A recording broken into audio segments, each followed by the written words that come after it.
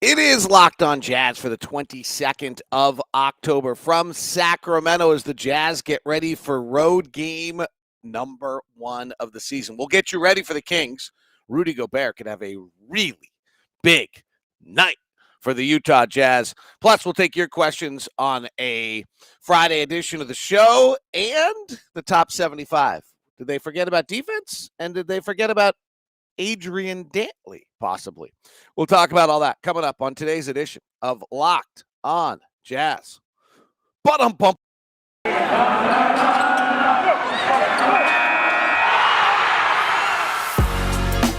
You are Locked On Jazz, your daily podcast on the Utah Jazz. Part of the Locked On Podcast Network, your team every day.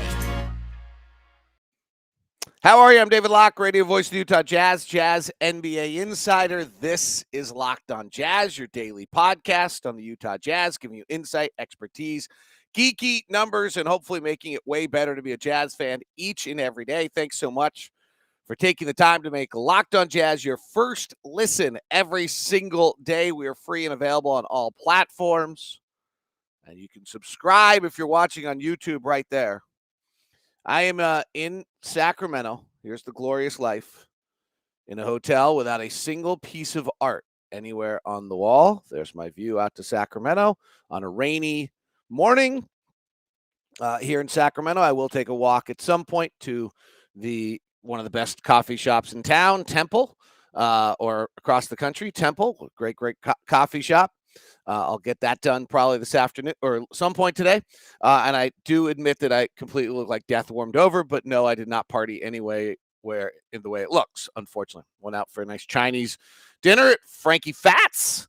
And that's about it. Had a nice conversation with Brian Bailey of the coaching staff, who's just a wonderful guy, earlier in the day. So there's the update from the road. I do try to share those things with you, not to name drop or just to kind of give you guys, I think you guys are really interested in the flavor of what it's like to be on the road. And I'm obviously excited to do it. And I think definitely taking advantage of, the time and the opportunity to spend with people who are close friends who I haven't seen or who I really enjoy. The great thing about this group, frankly, from the TV to the medical staff to the coaches, is you're really surrounded by a bunch of people that are committed to two things. One, the general cause of trying to help a team win, and two, greatness, right? Like, I'm talking to Brian Bailey, Jazz assistant coach the other day, and, a lot of our conversations about, just trying to get the best out of yourself. That's what every single person that's on the road in this circumstance, in this environment, in this workplace is competitive enough that they're trying to make themselves the best they are. It makes it a pretty fabulous thing to be a part of. Special hello to Mike and to Lee and to Cam and to Ryan, it looks like, and Andrew for stopping by the chat. And Bryce, as always, here first thing in the morning. It is a Friday edition. I like to take more questions on Fridays and more things in the chat about the team every Friday, kind of wrap up the week with the mailbag type questions. So feel free to jump in the chat room and do that if you're live with us on YouTube. So the Jazz play the Kings tonight. Kings are coming off a really nice win.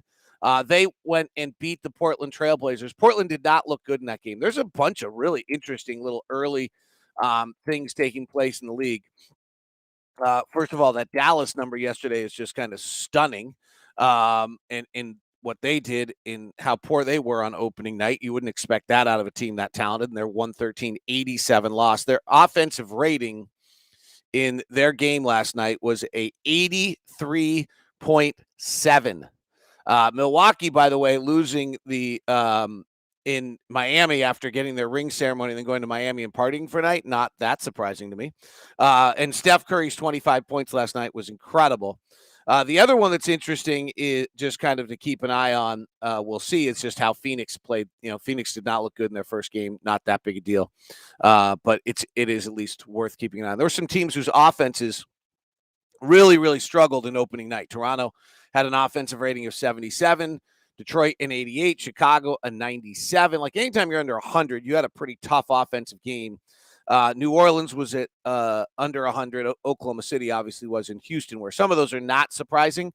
But on the other end, some of them are a little bit surprising. In the case of Sacramento, this is a team that had the second worst defense in NBA history last year. And so a lot of their focus is whether they're going to be different defensively. Davion Mitchell is playing and actually closed the game against Portland on the floor as one of their final five to guard Dame Lillard. They're starting Mo Harkless, who really can't shoot, but is thought of as a pretty good defensive player. And then he's hurt tonight, and so I guess will be out and not playing, which is actually good news for the Jazz. It sounds like a really silly one. You wouldn't be worried about that much.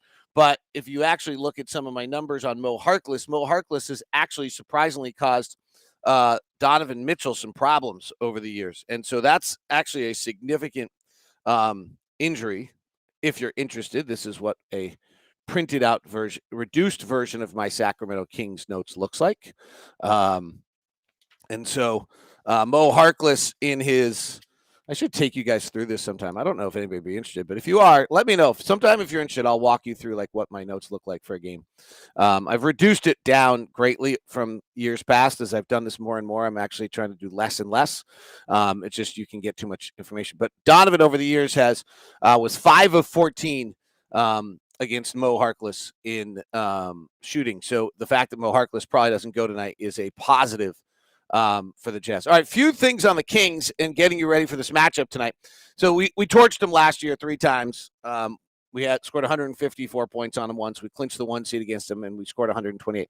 De'Aaron Fox did score 30 against us in one of those games. And, so he is a difficult one for us. They play the most possessions of any team in transition. We were the number 1 half-court defense last year. We were the 10th best transition defense in the NBA. So they're going to get out and run. They're going to try to get and go. And obviously, so the key for us really is what we do offensively more than anything else.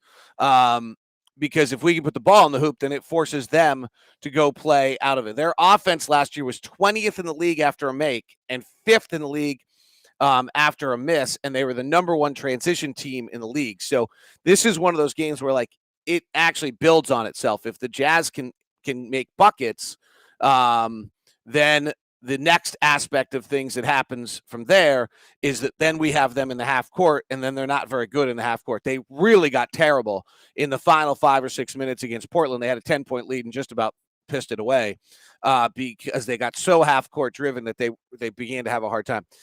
I don't know what they're going to do against our pick and roll. So if you kind of break down, so here's the page. This page is all their like offensive composition. So that's all their numbers of what they do against various things. So if you look at them defensively last year, they were obviously a disaster, and they were 29th in the league in half court defense. They were 30th in the league last year against pick and roll man. So that's 30th in the league against the ball handler. 1 game sample size, they really seem to be focusing on that a great deal in the way in which they defended Portland. They played kind of I don't know what I would call it. They didn't quite double Damian Lillard, but they brought 2 guys to him, but it was not a hard double. It was pretty soft.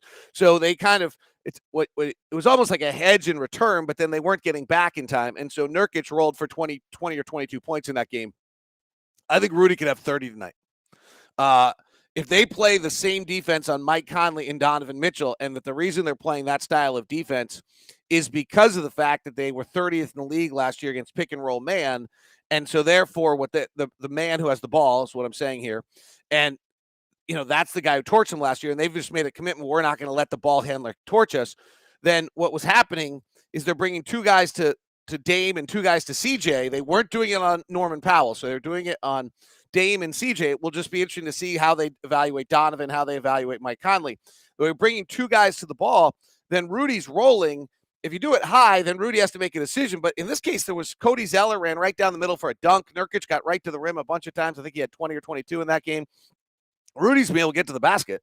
The other angle is now if they shift somebody in from the wing further, then it's a pass to the corner for a wide open corner 3. Last year, Sacramento was not terrible at giving up corner 3s. Sacramento actually last year gave up the 2nd fewest corner 3s in the league. So you can see that that's a part of their philosophy. And so the end result was that people were getting to the rim last year. They were 22nd last year in the league at defending the rim, 28th in the league at defending accuracy. It's all right there. It's all right there. All of it. Right there. The reduced notes still have enough in it.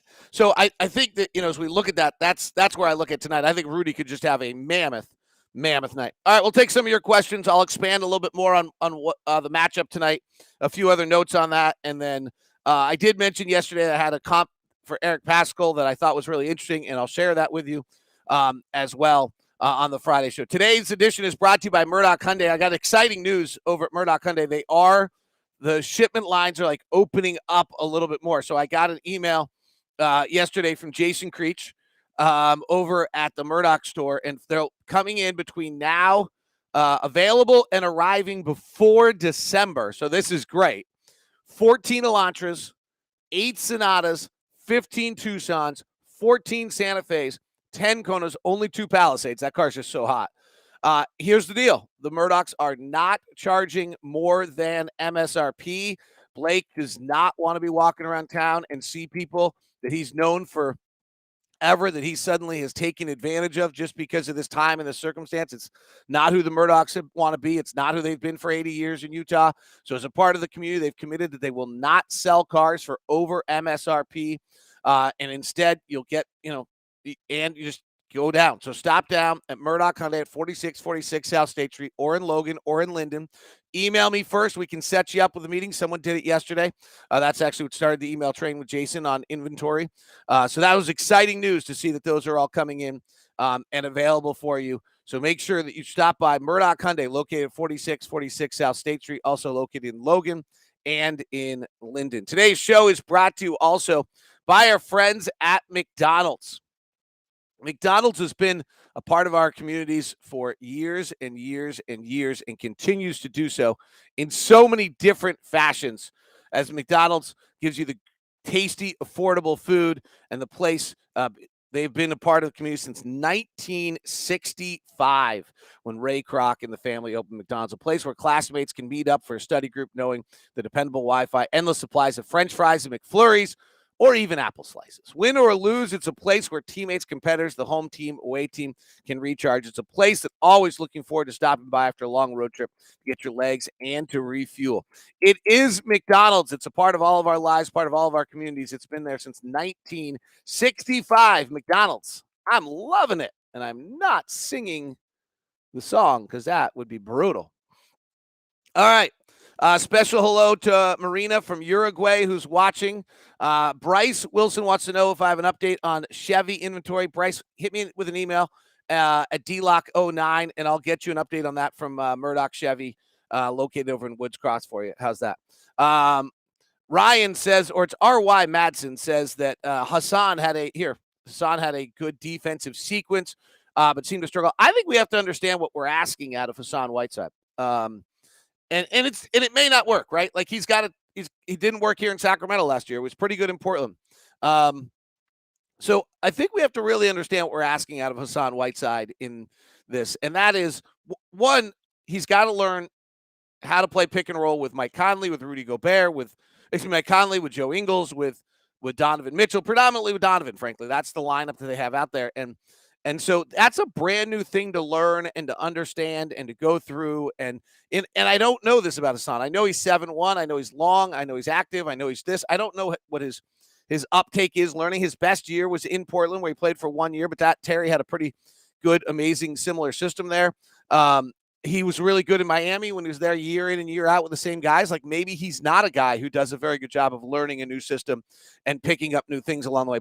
But what we do is not easy. And so, that's the first part. The second thing is, defensively, what we ask is not easy, because Rudy's the greatest. I can make a pretty good case that I think Rudy's on his way to being in that top 75 here. Like, I'll talk about the next segment. They simply forgot about defense. It's a huge part of this game. It's won people championships.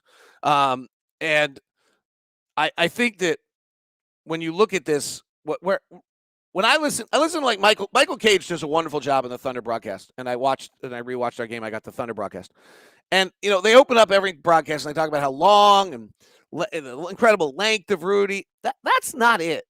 I mean, it's obviously it, but what Rudy is so great at is multiple actions. There just aren't very many guys, and he happens to be insanely long, who can guard the ball and get back to the ball and get back to his man. Guard the ball, get back to his man, and grab the rebound.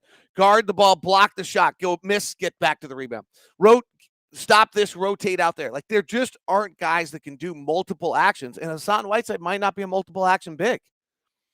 There aren't very many of them. And so now our whole entire system is literally built on you being a multiple action big, which is super hard. Like, I'm not sure Dokes can do it. Like, it's just crazy hard. Even if Doak develops, I'm not sure I've seen multiple action at.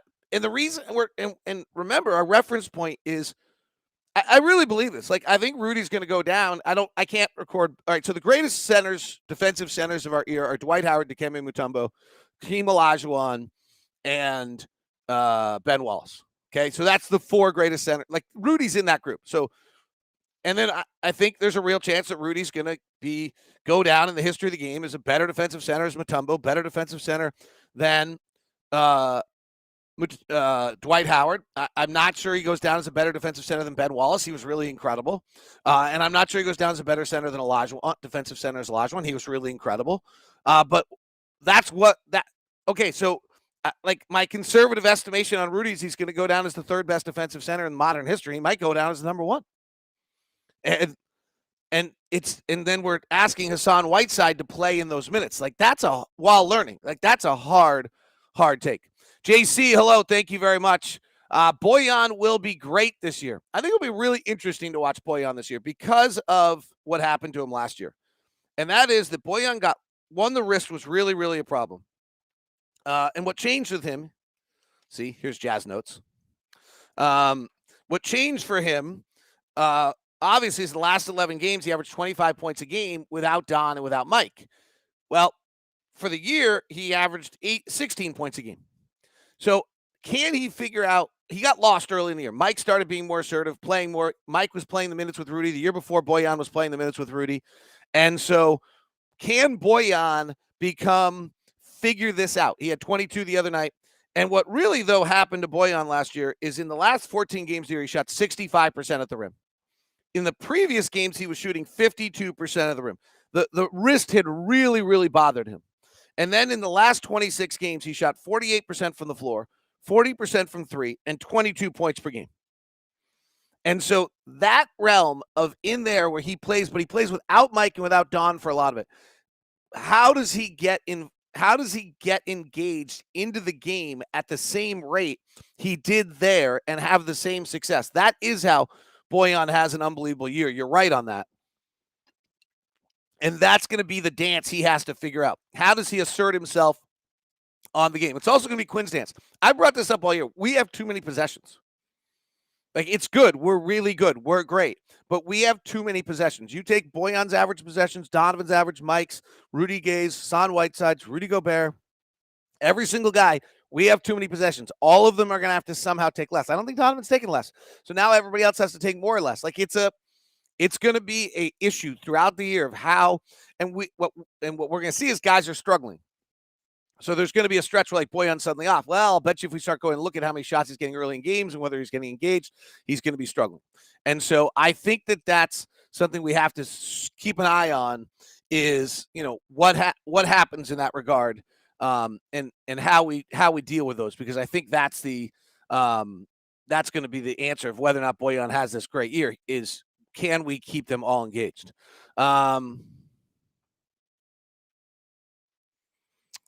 What do, not having to take away here, what do you think of the Whiteside versus Favors minutes we saw?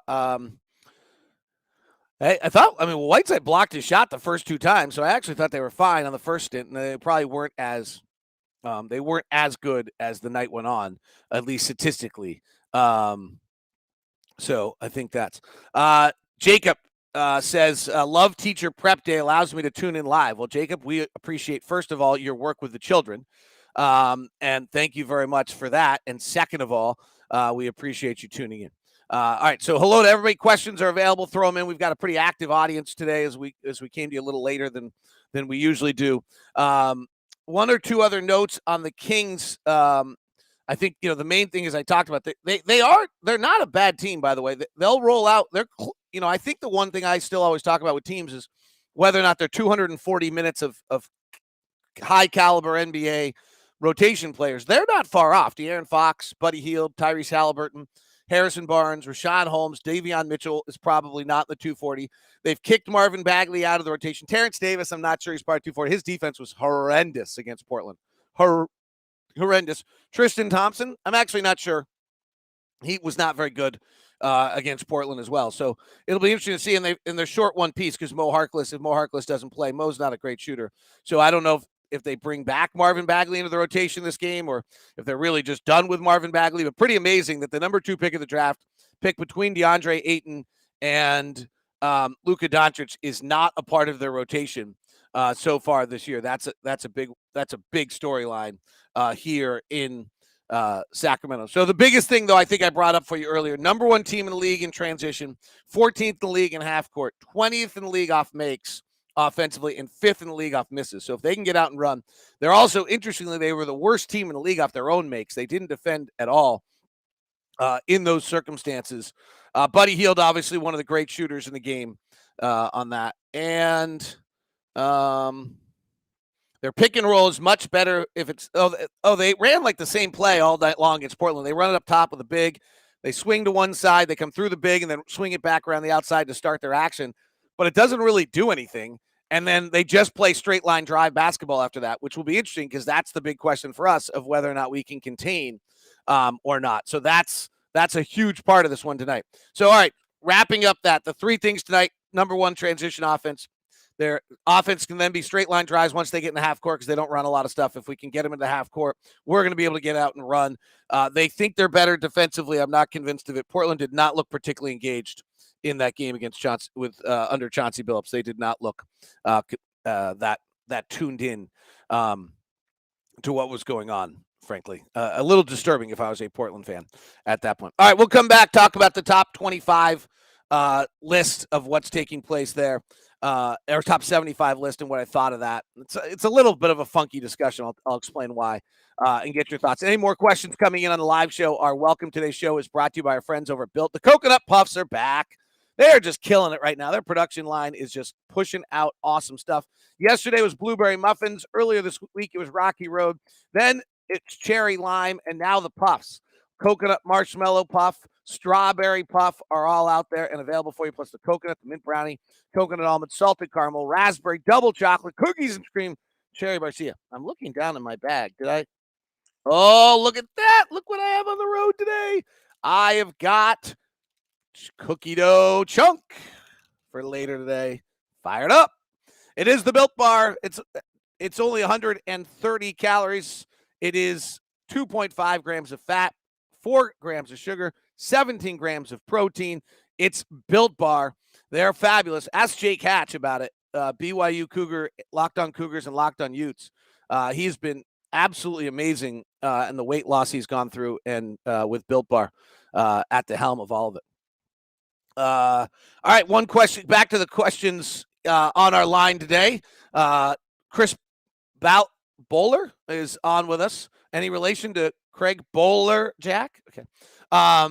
No fast break points against OKC. Yeah, that's not great. That's not how we're supposed to play. It's not what we want to do.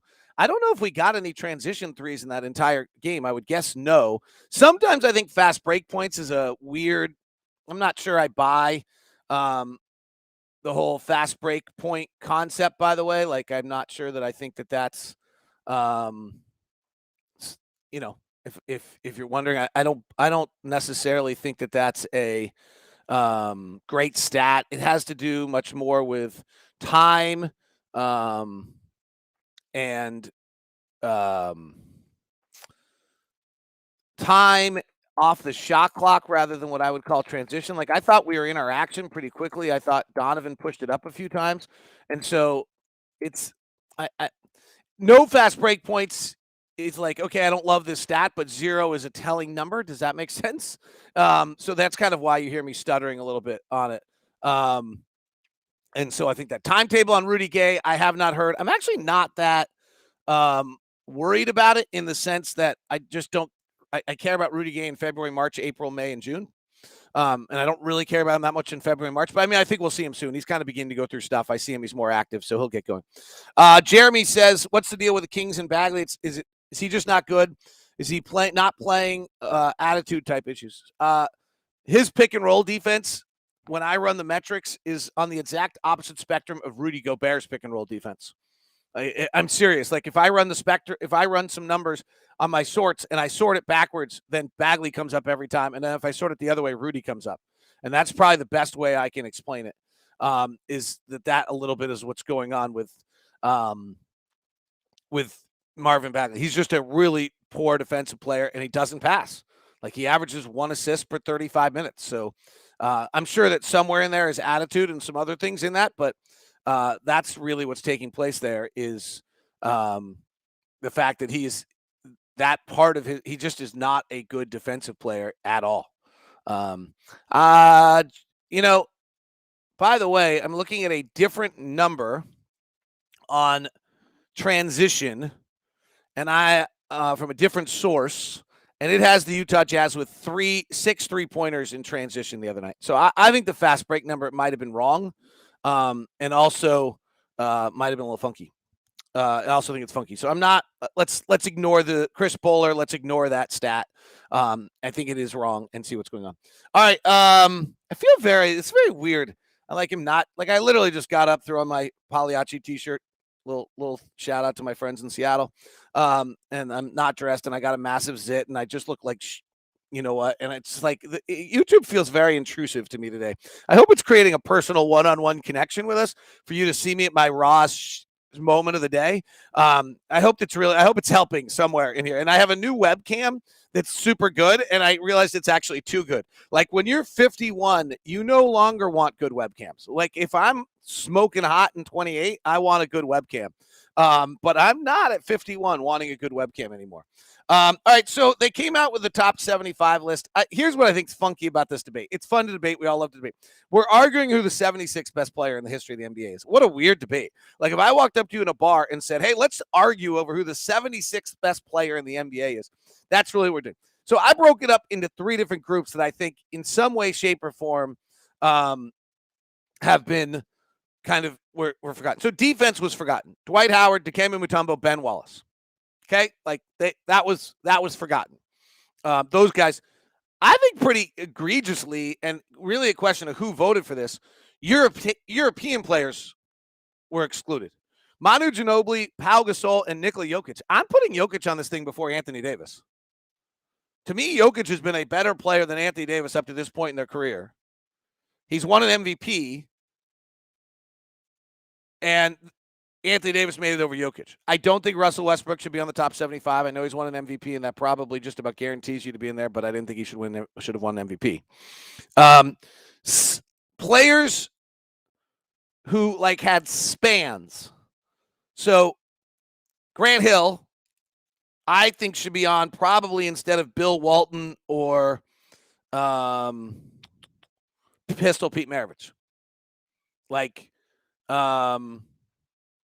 So I think, Bill Walton led a title team in Portland and did great stuff, but then the injuries and that. So I think that's it.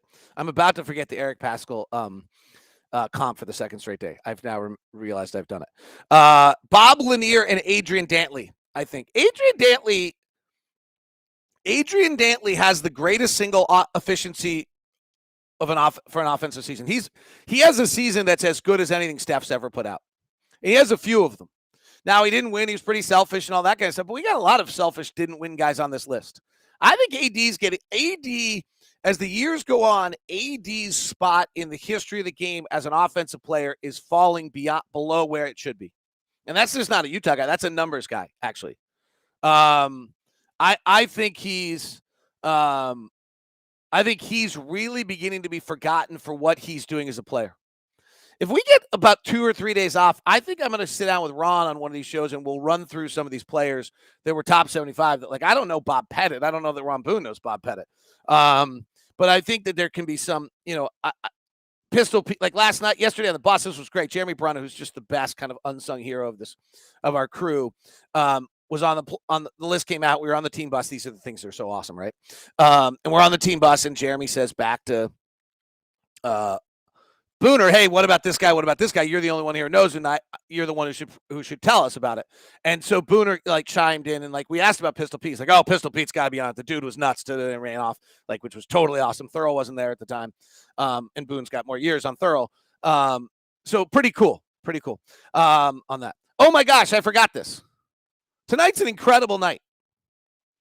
Tonight is an incredible night.